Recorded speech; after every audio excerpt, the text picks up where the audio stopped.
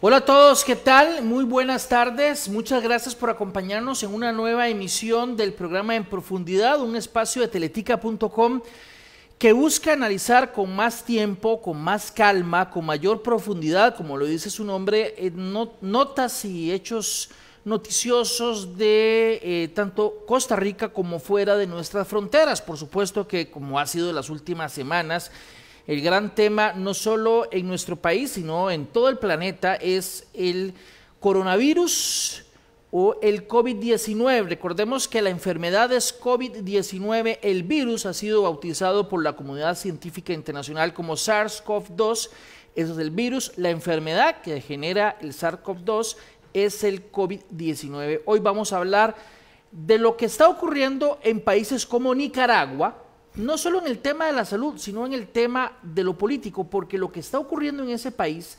tarde o temprano podría afectarnos a nosotros, pero eso será más adelante, dentro de pocos segundos aquí en profundidad. Antes quisiera hacer un brevísimo repaso por las últimas noticias en nuestro país. En la ya tradicional conferencia de prensa de todos los días, al mediodía, por parte del Poder Ejecutivo, el presidente de la República, Carlos Alvarado, dio una serie de anuncios muy importantes. El primero, además de actualizar en esta conferencia la cantidad de pacientes con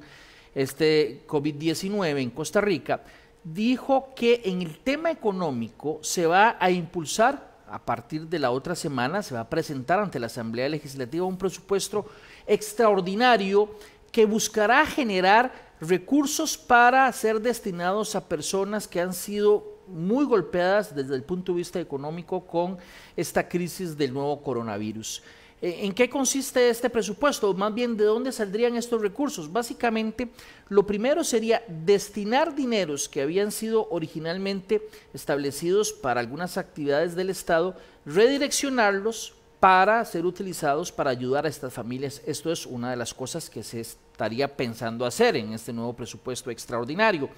Otra medida: el precio del petróleo ha venido para abajo, eso repercute también en el precio de los derivados, ¿entiendes? La gasolina, el diésel, todo eso lo normal es que tienda a bajar. La propuesta que se analiza es que no se dé esa disminución para nuestro país y que entonces el excedente que se dé, esa diferencia que se seguiría pagando por parte de los consumidores, se destine para ayudar a las familias que están viendo pues su situación económica muy comprometida. Esas son algunas de las propuestas que se estarían manejando para generar esos recursos para ayudar a unas 375,000 familias que pues tienen problemas a partir de esta situación. Recordemos que el tema ha golpeado sobre todo al turismo y ya se está sintiendo con mucha fuerza en el sector comercio, pero el presidente dijo que no alcanzaría con ese esfuerzo, o por lo menos este primer esfuerzo sería para los primeros 3 meses. Así que se está valorando, y él dijo valorando, aún no se ha tomado una decisión definitiva en ese sentido, pero se estaría valorando generar lo que ellos llamaron en la conferencia una contribución solidaria,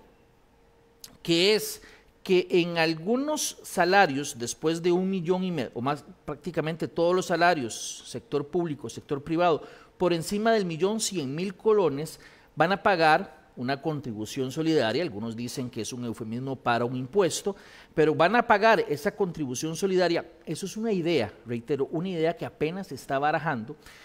de la siguiente forma, según lo anunciaron en la conferencia: quienes ganen 1,100,000 colones darían una contribución solidaria de 10,000 colones. Quienes ganan 1,5 millones darían una contribución solidaria de 50,000 colones. Quienes ganen 2 millones, la contribución sería de aproximadamente 100,000 colones. Eso es lo que se está valorando y reitero, es apenas una idea que se está analizando para ver si se implementa como parte de este plan que se estaría haciendo para ayudar a las personas que están viendo pues su economía doméstica muy comprometida con la crisis. ¿Qué piensan ustedes de este proyecto? Que, como dije, apenas es una idea. Me gustaría ver algunos comentarios en esta transmisión de Facebook Live. Por el momento voy a presentar ya a mi invitado, que he tenido muchísima paciencia, don Antonio Barrios, que es analista de temas internacionales. Don Antonio, de verdad un gusto tenerlo por acá. Y la idea de conversar con don Antonio hoy es analizar lo que está ocurriendo, sobre todo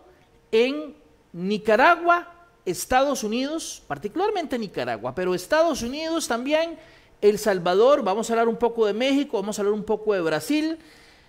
Don Antonio, muchísimas gracias por atender nuestra invitación aquí en Profundidad. Buenas tardes, don Rodolfo, y muchas gracias por la invitación y un saludo a los amigos televidentes. Don Antonio, en la invitación que hacíamos en redes sociales, yo planteaba una pregunta que tiene que ver con el tema principal. En Nicaragua, Daniel Ortega y su señora esposa, Rosario Murillo, que algunos consideran que realmente es la persona que manda en Nicaragua, están tomando medidas completamente contrarias a la lógica y lo que están haciendo los demás países que están enfrentando seriamente esta situación. Recordemos que una de las cosas que están pidiendo las autoridades es el aislamiento social, pero más bien don Daniel Ortega estuvo convocando a marchas y concentraciones para que su pueblo vaya a las calles. También en muchos países, inclusive el nuestro, se prohibió la entrada de extranjeros durante un tiempo. En Nicaragua más bien tienen la invitación para que lleguen cruceros a ese país. En fin, hay una serie de medidas que uno dice no tienen lógica. Y yo me niego a creer que Daniel Ortega y Rosario Murillo no tengan claridad acerca de las repercusiones de este COVID-19. Así las cosas, mi pregunta es, ¿cuál será realmente el plan de estas personas que están al mando de Nicaragua, que están tomando las medidas contrarias a la lógica, don Antonio? Bueno, primeramente lo que hay es una actitud temeraria y irresponsable por parte del gobierno de Daniel Ortega, a sabiendas de lo que a nivel mundial se está viviendo, por cuanto lo que espera con estas convocatorias populares que está haciendo, que por cierto la vicepresidenta Rosario Murillo pues le dio un nombre muy particular, casi emulando el famoso libro de Gabo, del amor en los tiempos del cólera, pues Rosario Murillo le dio el nombre a las marchas del amor en los tiempos del COVID-19. Y la idea de eso es precisamente poder generar un pulso político, porque hay también todo un pensamiento bastante perverso en este tipo de convocatoria popular, desoyendo lo que ocurre a nivel mundial y la posibilidad del nivel fuerte de contagio que hay convocando este tipo de marchas, un pulso político con la oposición. Si bien es cierto no se ha decretado oficialmente por parte del gobierno de Ortega una cuarentena, sí hay una tendencia creciente en Nicaragua a una cuarentena voluntaria. Y lo que está haciendo precisamente Rosario Murillo, que es a la vez la líder con un gran poder en estas organizaciones que se llaman del Poder Ciudadano, es convocar a estas marchas masivas en las ciudades más importantes de Nicaragua para ese pulso político con la oposición que no se está atreviendo a salir, no solo por el temor que hay hacia el gobierno por todas estas protestas en los últimos 2 años, sino también porque están temiendo que ante esta temeraria irresponsabilidad por parte del gobierno de Ortega, pues es mejor, han optado mejor por una cuarentena voluntaria. Obviamente hay otros factores que están haciendo posible que Ortega o principalmente Rosario esté tomando esta decisión, porque también como en el nivel más fuerte de la política, por ejemplo, los mandos medios y los mandos altos, no solamente en las instituciones del Estado nicaragüense, sino también a nivel de los hospitales, pues prácticamente los mandos más importantes o la jerarquía en los hospitales pues es gente orteguista. Entonces la orden es precisamente no estar dando números, no estar dando a los medios de comunicación cifras reales de lo que está ocurriendo, y entonces prácticamente se da casi por un hecho de que en Nicaragua no hay casos de gente que se está viendo afectada por el coronavirus. Yo sé que usted no es experto en el tema de salud como médico, porque no lo es, su expertise es la política internacional, las relaciones internacionales, pero creo que así puede asegurar, porque usted conoce muy bien toda la región, que el sistema sanitario y los hospitales de Nicaragua no se pueden comparar con los de Costa Rica. Los nuestros están muy por encima de los nicaragüenses en cuanto a la infraestructura, en cuanto al personal, en cuanto al servicio, en cuanto a la cobertura. Así que lo que usted me está diciendo es que posiblemente los casos de emergencia de COVID-19 en ese país son mucho, pero mucho más altos de lo que han dado las cifras oficiales. Sí, obviamente estos nombres me los voy a reservar, pero tengo amigos en Nicaragua que ocupan puestos políticos, al menos en el ámbito de la oposición política en Nicaragua, y me dan datos, ayer estuve hablando con uno de ellos, me dan datos de que, por ejemplo, en la ciudad de León, que es la segunda más importante después de Managua, hay una gran cantidad de casos de coronavirus que están siendo ocultados, repito, por esa fuerza que el orteguismo tiene en los mandos más importantes de las instituciones del Estado y en la cual pues se les ordena a estas personas no dar cifras oficiales. Evidentemente, y hablando del tema de la infraestructura, es muy cierto, es decir, la infraestructura sanitaria o hospitalaria en Nicaragua en realidad es muy deficiente, y esa deficiencia la vienen arrastrando desde muchas décadas atrás, incluso desde la época de Somoza y con la caída de Somoza y toda la guerra durante la revolución en los 80, siendo Ortega revolucionario en aquel entonces, y todos los cambios que han habido en Nicaragua con la llegada de Violeta, no ha habido mayor cambio respecto a la infraestructura sanitaria. Y esto lo digo también con conocimiento porque yo viví 6 años en Nicaragua durante los 80s y siempre, pues una de las situaciones terribles de sufrimiento, al menos del nicaragüense promedio, es precisamente pues no tener ese acceso al seguro social o ese acceso a una infraestructura sanitaria que le garantice por lo menos lo básico, y mucho menos ahora con la situación del COVID. A mí me da más la impresión que el ocultar estas cifras van más en virtud de la deficiencia sanitaria o la deficiencia de infraestructura que hay, porque eso es prácticamente poner en jaque al gobierno, sobre todo también porque dentro de la dinámica o dentro del pensamiento megalómano de Ortega, de no dejar entrever que termina sabiendo menos frente a los que sí realmente saben sobre salubridad pública en Nicaragua, pues obviamente ha habido un acallamiento de toda esta gente respecto a lo que realmente está ocurriendo en Nicaragua, lo cual es muy peligroso, sobre todo también porque en nuestro país está cerrando fronteras, Costa Rica, y este temor que se está generando en Nicaragua por no haber una declaratoria real de cuarentena, donde se destinen fondos especiales para poder combatir eso más efectivamente, está haciendo que muchos nicaragüenses estén viendo la manera de venirse a Costa Rica sin tampoco tener las pruebas de si están con una situación infectados o no. Algunos llaman de que esto es una cuestión xenofóbica. No, no es una cuestión xenofóbica, es una situación real de salud de la cual nuestro país pues tiene que procurar proteger. Eso es lo que le iba a preguntar. Evidentemente es difícil ya de por sí en condiciones normales, digamos, controlar el tema migratorio en un país que tiene una crisis y el vecino que está recibiendo, eso pasa en todo el mundo, controlar eso de manera ordenada es muy difícil, y es el caso de Costa Rica y Nicaragua durante mucho tiempo. Ahora bien, si la situación se complica en Nicaragua, como pareciera ser que podría ocurrir, ya que el sistema de salud no es tan bueno como el de Costa Rica,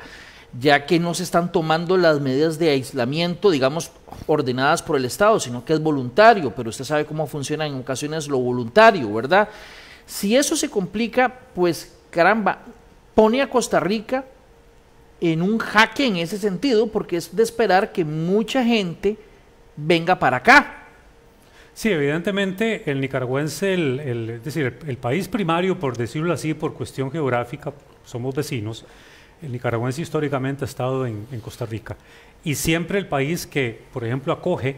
a los nicaragüenses por distintas situaciones de conflicto históricamente en Nicaragua, tanto en la época de Somoza como durante la Revolución y ahora toda esta situación, pues el primer país que el nicaragüense ve es a Costa Rica. Por eso es que, digamos, el blindaje que debe tener Costa Rica con la frontera norte debe ser muy efectivo, porque, bueno, repito, es decir, más allá de una cuestión humanitaria, no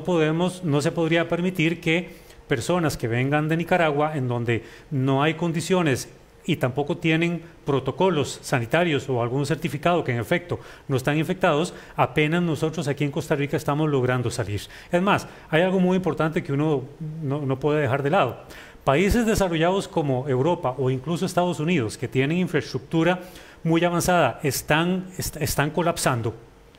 por la velocidad en cómo está contagiándose la gente. Ahora imagine países como los nuestros que hacen grandes esfuerzos para poder salir adelante con la situación del contagio, que no necesariamente va en proporción a la cantidad de gente, porque de ser así, pues sería más fácil poder controlarlo. Pero bueno, ya estamos viendo lo que está pasando en Europa, lo difícil que es poder manejar en estos países ya los contagios e incluso las muertes, y lo que eso podría traer en las próximas semanas si se pasa de la fase 3 a la fase 4, que es la que ya sería como el punto culminante de esa curva que llaman ahora famosa, para ver en qué momento pues va a tener la parte ya descendente. Vamos a pasar un momento a los Estados Unidos, porque, bueno, ya estamos viendo Estados Unidos prácticamente, yo me atrevo a decir que va a ser, cuando hagamos el recuento final, el país que más casos va a tener y posiblemente el que más muertos vaya a tener por el comportamiento que está teniendo la curva. Hasta hace algunos meses alguien hubiera dicho que Donald Trump tenía la presidencia, la reelección asegurada. Yo hubiera dicho, pues posiblemente que sí, pero depende cómo se maneje la situación en Estados Unidos. Donald Trump perfectamente podría perder la reelección, y también creo que queda muy claro que Donald Trump en sus inicios también menospreció, don Antonio, el riesgo que representaba el COVID-19 para la sociedad y la economía de los Estados Unidos. Yo creo que prácticamente casi todos los gobiernos que ahora están enfrentando una situación insostenible de control del coronavirus, creo que todos de alguna manera tomaron decisiones tardías. Pero si hay un presidente que se destacó precisamente en eso, pues fue Donald Trump, cuando empezó a dar declaraciones ahí, incluso hasta revistas prestigiosas en Estados Unidos criticaron los discursos que él daba, que hablando que con el verano y con el invierno, el coronavirus, aquí y allá hay un montón de imprecisiones prácticamente canallescas, casi minimizando el impacto que esto podía tener. Pues eso lo llevó a que precisamente por no informarse adecuadamente, pues hiciera casi burla de algo tan serio como lo que está enfrentando Estados Unidos ahora. Entonces, todo ese discurso errático, todo ese discurso sin conocimiento realmente, que aunque no sea médico, un presidente tiene que dejar claro qué es lo que se va a hacer o a qué se va a enfrentar, todo ese tipo de situaciones en las que él más bien fue vacilante, pues llevó a que cuando quiso tomar las decisiones adecuadas, pues fue de una manera muy tardía, que por más recursos que tengan, la gente cree que por tener muchos recursos de Estados Unidos eso se resuelve fácilmente. No, es una cuestión de contagio. El recurso no hace que el contagio se detenga. Entonces, está haciendo que Estados Unidos en este momento esté a la cabeza con la cantidad de contagiados y la cantidad de muertes. Solamente en Nueva York prácticamente, tampoco voy a ponerlo de una manera exagerada, pero casi se enfrenta a una situación de extinción, porque ya el alcalde de Nueva York había manifestado que de 10 millones de habitantes que solamente tiene Nueva York, prácticamente el 40% o 4 millones de personas perfectamente pueden llegar en las próximas semanas a estar con un nivel de contagio muy, muy elevado. Don Antonio, vamos a ver, el sistema de salud estadounidense es muy distinto al nuestro. Y si nos vamos al sistema de salud pública, óigame, el sistema de los Estados Unidos es realmente malo. Como sistema de salud pública, en el sentido de hospitales públicos y clínicas públicas, es muy distinto, y me gustaría que usted lo explicara, porque la gente puede pensar, es que Estados Unidos es una gran potencia, entonces su sistema sanitario debe ser complejísimo y buenísimo. Pero es que ese no es el caso de Estados Unidos en cuanto a lo que para nosotros equivale al seguro social, por decirlo de alguna manera. Sí, siempre se ha destacado en Costa Rica la Caja Costarricense del Seguro Social, más allá de cualquier situación que tenga, y todas las discusiones que hay en torno de si la privatizan o no, sea cierto o no, siempre se ha dicho de que en Estados Unidos no tienen un sistema de salud como el costarricense, y es decir, si nosotros vemos las decisiones que la Caja Costarricense tomó, que ha tomado en estas últimas semanas, se está viendo prácticamente a todas las personas, sean aseguradas o no sean aseguradas. Porque precisamente en este momento no es de fijarse quién está asegurado o quién no, sino es de detener a una persona que, aunque no esté asegurada y es portadora del coronavirus, hay que detenerla y hay que someterla a la cuarentena y a todos los medicamentos que eso requiere. Entonces, Cuando uno ve, por ejemplo, todas las discusiones que han habido en Estados Unidos sobre el sistema de salud, de que si usted tiene seguro lo ven y si no tiene que ver qué hace, incluso toda la discusión que hay en Costa Rica de que cuánto vale hacerse la prueba del coronavirus en un hospital privado frente a lo que sería hacérsela en la Caja Costarricense del Seguro Social, pues ahí también hay una situación en la cual pues, nuestro sistema de salud sigue siendo muy envidiable y del cual se habla positivamente en muchos países, por lo menos a nivel latinoamericano y en Estados Unidos, por gente conocida que yo tengo. Antes de pasar a otros países, nada más para redondear esta idea, entonces, Estados Unidos tiene un sistema de salud pública distinta, muy distinta al de otros países, digamos en cual por fortuna incluimos al nuestro. Entonces es posible que ahí sea un talón de Aquiles para enfrentar esta situación de parte de los Estados Unidos. Dos, hay ciudades como Nueva York y Los Ángeles, estoy seguro, y muchas otras ciudades que son mega ciudades en donde contener el contagio, don Antonio y amigos que nos siguen en teletica.com, es muy difícil contener el contagio en mega ciudades donde la actividad es mucho, pero mucho más que en San José, por supuesto. Entonces es de prever que la situación en Estados Unidos se complique a tal punto que sea posiblemente el país que más sufra con esta pandemia. Sí, sin duda, y si uno lo ve tal vez desde el punto de vista político, más allá de si la pandemia fue creada o no con ciertas características, adrede, como se ha dicho, o no, yo le he estado llamando un poco con otros análisis que he estado tratando de hacer un poco la pandemia política, es decir, cuánto realmente puede afectar la reelección de Donald Trump toda esta situación y este pésimo manejo que ha tenido de todo esto y de cómo este pésimo manejo pues ha llevado a un nivel de contagio sin precedentes en Estados Unidos, que se esperaba incluso que por la cantidad de gente, y de nuevo, el error está en hacer en proporción de la gente, así la cantidad de muertos o así la cantidad de infectados, porque para el caso de China, que son 1.300 millones de chinos, era de esperar que por el nivel de contagio entonces 500 millones se hubieran estado contagiados, lo cual eso no se saca en proporción a eso, sino la forma en cómo se actúa rápidamente con el material que se requiere. Pero para el caso de Estados Unidos sí se prevé que el mayor contagio va a estar va a venir en las próximas semanas. Vamos a ir muy rápidamente a México, porque en México el presidente ha sido duramente cuestionado también por la forma en cómo enfrentó la amenaza del COVID-19 y creo que es otro buen ejemplo de menosprecio inicial que hubo cuando se empezó a hablar de esta amenaza. Sí, de hecho,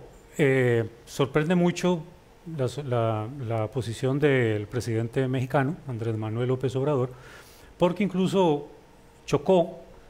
con lo que algunas instituciones de salud en México pues habían dicho sobre la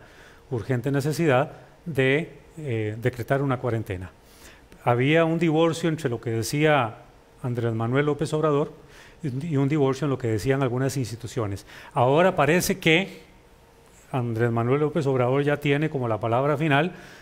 Por ahí circula un video donde él está diciendo de que la gente tiene que salir, está yendo a hacer visitas, a estar con las poblaciones indígenas. Él mismo se mezcla con la gente, sí, y recibe besos y lo besan y abraza,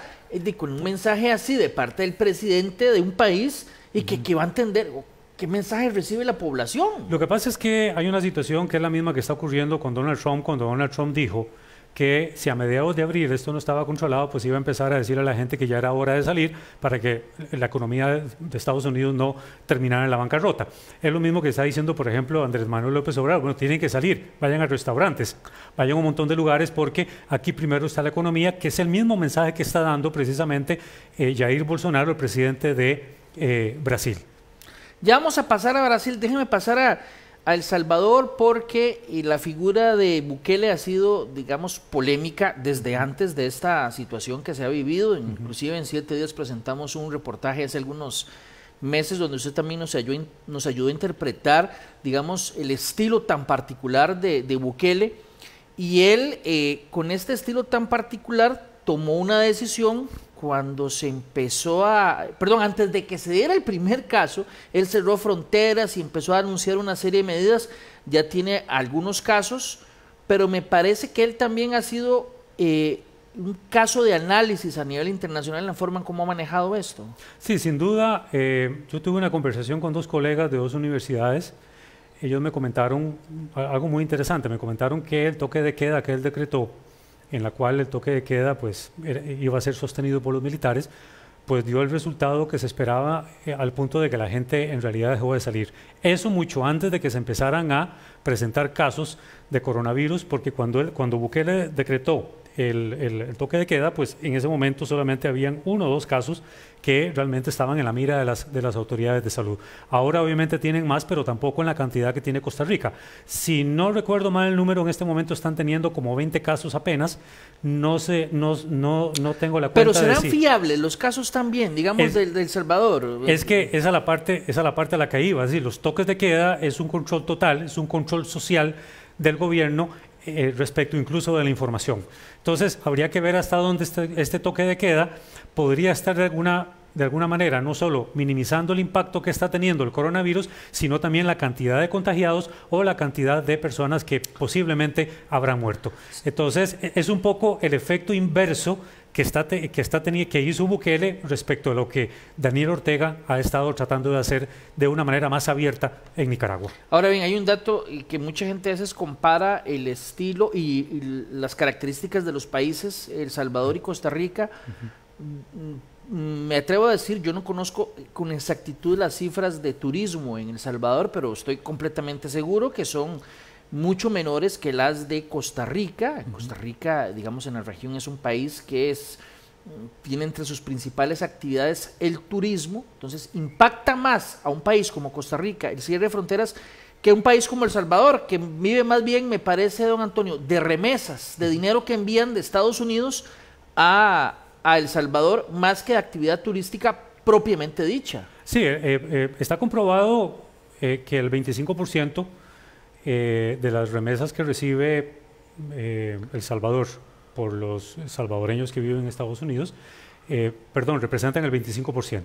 Es decir, es un altísimo porcentaje, aproximadamente entre 800 y 1.000 millones de dólares recibe anualmente El Salvador por concepto de remesas, para tener una idea de la cantidad de dinero que sale de Estados Unidos por los salvadoreños que ahí viven, que le envían a sus familias. Entonces, ahí, pues por supuesto, todo el tema de la remesa y todo el juego que hay político, de diálogo también, apenas entró Bukele a la presidencia con Donald Trump, de que si no acata las disposiciones fronterizas en tales y tales condiciones de seguridad, los inmigrantes salvadoreños que están en una condición ilegal en Estados Unidos van a ser devueltos. Obviamente eso afectaría a la economía, afectaría fuertemente a la economía salvadoreña, porque se nutre de un 25% de las remesas que envían hacia la economía del Salvador. Vamos a ir rápidamente al sur del continente americano, porque Bolsonaro también, con su estilo particular, primero sospechaban que tenía COVID-19, se hizo la prueba, salió la primera prueba positivo, luego la segunda negativo y se presenta como el gran triunfador. Algunos dicen inclusive que fue parte de un ardid para presentarse, para impulsar su imagen. Pero lo más interesante es que hace unas horas o días, me parece que fue, usted me recuerda, él hace aseveraciones que parece que todavía a estas alturas del partido, por decirlo de alguna manera, menosprecia el riesgo del COVID-19. Sí, Jair Bolsonaro se ha caracterizado por denigrar, casi lo hace, digamos, por deporte cuando se refiere a la gente en general. Hace escasas horas, ayer en la noche, dio declaraciones diciendo de que los brasileños pueden nadar en cloacales, que no les pasa absolutamente nada. Es un poco denigrando a los millones de personas que en estado de pobreza han estado, y que por su estado de pobreza, si siguen viviendo, es porque definitivamente crearon anticuerpos para poder enfrentar incluso de manera efectiva, sin ningún tipo de cuarentena, todo esto que se está viviendo, a pesar de que Brasil tiene ya muchos casos presentes, incluso con decesos. Entonces, el referirse primeramente en estos populismos baratos como el de Jair Bolsonaro, referirse a la gente de esa manera, minimizando lo que está ocurriendo no solamente a nivel global, sino también ya dentro de Brasil, pues deja mucho que desear de una persona que es presidente de un país. Sí, porque, y antes de pasar a Rusia, porque me gustaría hablar un momento de Rusia, en esta situación mundial es igual que como en una comunidad pequeña. Si todo el mundo hace caso y 2 o 3 no hacen caso, empiezan a esparcir el virus por todo lado. Si en varios países del mundo se toman las medidas, pero en uno y otro no se toman, al final la repercusión es global, aunque sea, digamos, alguien decir, no, pero es que solo en Nicaragua, solo en tal lugar no se están tomando las medidas. Si no se toman medidas en esos lugares, la repercusión va a ser regional o global. Bueno, no vayamos lejos, es decir, de hace 2 días a hoy en Costa Rica, yo estoy viendo más gente que ya ha empezado a atreverse a salir. Yo creo que a nivel mundial la gente no va a esperar a que un presidente diga,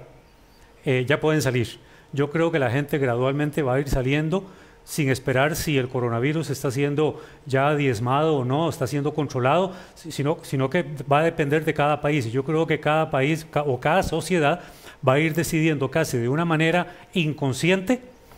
pero de manera colectiva van a ir saliendo dependiendo de como vayan viendo las condiciones. Pero eso es peligroso, don Antonio, porque totalmente de acuerdo. No se basa esa decisión en un criterio técnico,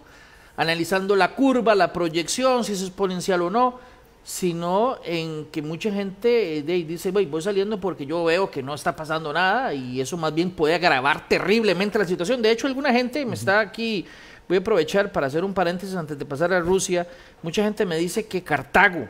que en Cartago la gente no está saliendo. De hecho, me parece que el ministro de Salud hizo referencia a este tema. Dice Alejandro Olivares, hoy, por ejemplo, hasta presas hay en Cartago. De verdad, yo le pido a la gente, no solo de Cartago, sino a toda la gente, cuidado, de verdad que tengamos precaución, porque el asunto, como lo han dicho las autoridades que están llevándole el pulso al tema, todavía están lejos, todavía faltan varias semanas para empezar a salir. De hecho, todavía estamos muy al inicio de la curva, así que de verdad que hay que tener cuidado. Dice aquí don Germán Jiménez, igual en Alajuela, por favor, yo creo que hay que tener más cuidado. De hecho, ya el presidente anunció en la conferencia de prensa que la restricción vehicular sanitaria a partir de mañana va a ser a las 8 de la noche. Por algo se toman esas medidas, por algo se toman, porque todavía estamos muy al inicio de la curva. Vamos a ver unas imágenes muy rápidamente de Rusia y de Putin. Estas imágenes que vamos a ver ahora, él poniéndose un traje, han sido muy cuestionadas porque dicen que el traje que él se pone no es para emergencias de este tipo, sino para químicas, para emergencias químicas y no de un virus. Pero, ¿qué es lo que está pasando en Rusia? Porque me parece que ahí la economía rusa y el país, el más grande del mundo, también hay que prestarle atención. Sí, sin duda. Bueno, Vladimir Putin ha dado algunas declaraciones desde el punto de vista político. Recordemos que la llegada del COVID concordó con una decisión que se iba a tomar en el Parlamento, en la Duma rusa, respecto de si él se mantenía hasta el 2036 o el 2032 como presidente ya, cuidado no vitalicio en Rusia, y de hecho se tuvo que posponer esa decisión política. Pero sí ha estado tomando algunas medidas, obviamente con ayuda de China. Yo creo que, no sé si la gente tiene claro que ya Rusia y China están enviando ayuda sanitaria a otros países, a Italia principalmente y a España, que son los que han sido más golpeados por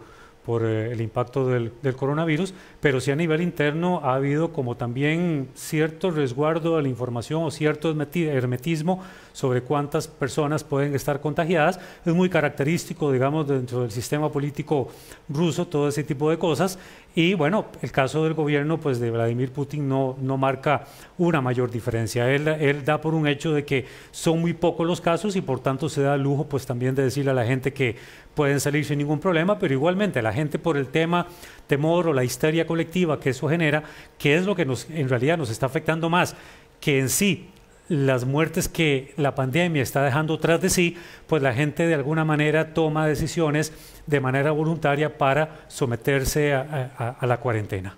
Bien, ya vamos a poner el punto final a esta extensa conversación que hemos tenido hoy en profundidad con nuestro invitado don Antonio Barrios. experto en relaciones internacionales que conoce muy bien al dedillo los países que hemos estado conversando y la verdad es que nos ha ayudado mucho. Aquí mucha gente ha preguntado, bueno, ahora están, por decirlo, denunciando que en muchos otros lugares no están haciendo caso, mencionan la Carpio, mencionan Guanacaste, por favor, de verdad, hay que tener cuidado, mucho cuidado, porque nada hacemos con escuchar las conferencias de prensa, informarnos y no hacer caso, ¿verdad? Pero aquí alguien preguntaba, hace un rato la vi, me parece que por ahí preguntaban si era posible, y me gustaría que lo retomáramos muy rápidamente, si era posible que también Ortega estuviera, vamos a ver, arriesgando a su propio país, a su propio pueblo para que salga y se vaya a otros lados, como parte de una estrategia organizada de parte de él. No tendría la menor duda, pero yo creo otro detalle también, que bueno que la pregunta dio chance para esto. Yo lo que creo es que Ortega también lo que está buscando con sacar a la gente a que marche y que anden dando abrazos a todo mundo como una forma de conciliación por todo lo que ha ocurrido en Nicaragua en los últimos 2 años, es para buscar de alguna manera el levantamiento de las sanciones que pesan sobre una serie de organizaciones, algunas ONGs que podrían dar alguna ayuda muy importante, que es la ayuda que en este momento Nicaragua no está recibiendo, que es lo mismo que está pasando en Venezuela, con todas las sanciones que están pesando y que también están viendo a ver cómo logran luchar efectivamente contra el coronavirus. Entonces, sí, hay 2 tipos de sanciones económicas en Nicaragua, contra algunas sanciones individuales, algunos altos cargos muy cercanos al gobierno de Ortega, y también algunas sanciones económicas muy importantes contra algunas ONGs que han venido ayudando en el desarrollo social y económico de Nicaragua. Entonces, yo creo que lo que está buscando con esto, si bien es de forma irresponsable, es procurar lo que la OMS ha estado tratando de hacer también, y el mensaje que dio el secretario general de Naciones Unidas, de procurar levantar las sanciones momentáneamente para poder ayudar a Venezuela y a Nicaragua en esta situación que se está viviendo. Solo para ver si le entiendo, usted lo que está planteando es que una posibilidad es que Ortega esté haciendo esto para que los organismos internacionales le digan, vea, hagamos una cosa, tome medidas usted en su país y nosotros levantamos sanciones. ¿Sería eso, digamos, una posibilidad? Sí, lo que pasa es que el levantamiento de esas sanciones no dependen propiamente de esas organizaciones que están sancionadas, sino depende de Estados Unidos, que es el gobierno quien las ha sancionado, y de ahí ya no fluye la cooperación internacional.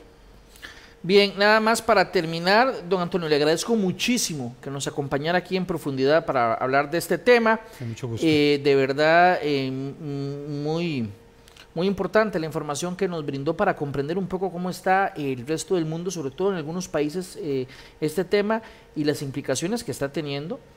que de alguna manera también nos afecta a nosotros, por supuesto, el caso nicaragüense claramente por ser un vecino nuestro, el caso de Estados Unidos por ser la economía, digamos, el socio comercial más importante que tenemos, así que todas estas importantes datos que nos dio creo que son valiosísimos. Nada más,